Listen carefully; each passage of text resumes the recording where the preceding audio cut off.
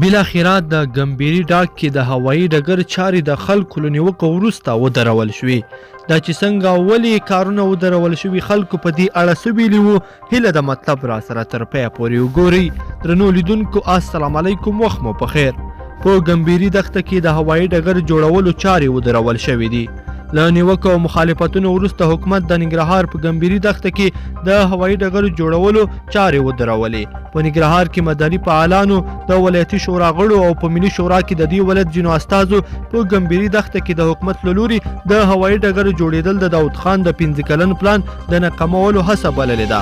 همداراز په ننګرهار او بغلان ولایتونو کې بیا د دې هوایي ډګر جوړېدو پر ضد لاریونونه هم وکړل او حکومت ته یې وویل چې دوی به هیڅ کله د داسې پروژې اجازه ورنه کړي چې هغه د داود خان د 15 کلن پلان ناکاموي.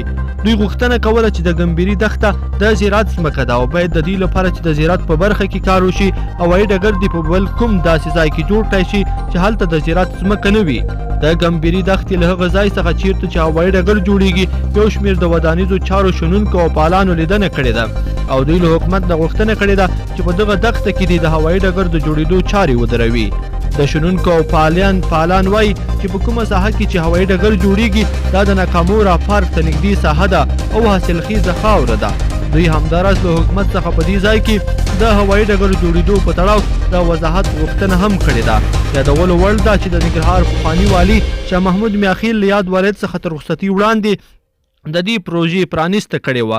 همداراز حکومتي چارواکو بیا په دغه ځای کې د خلکو له نیوکو وروسته ویلي وو چې د ګمبيري دښتې په کومه برخه کې چې هوایي ډګر جوړیږي دا ځای د هغه ځای نه لرې دی په کوم ځای کې چې د داود خان 15 کلن پلان جوړ شوی و. لیدونکو په دې هیله چې دا مطلب به مو را سره تر پایه پورې لیدلی وي. که مو ویډیو خوښه شوې ویډیو لایک کړئ د سره او چینل هم سبسکرایب کړئ.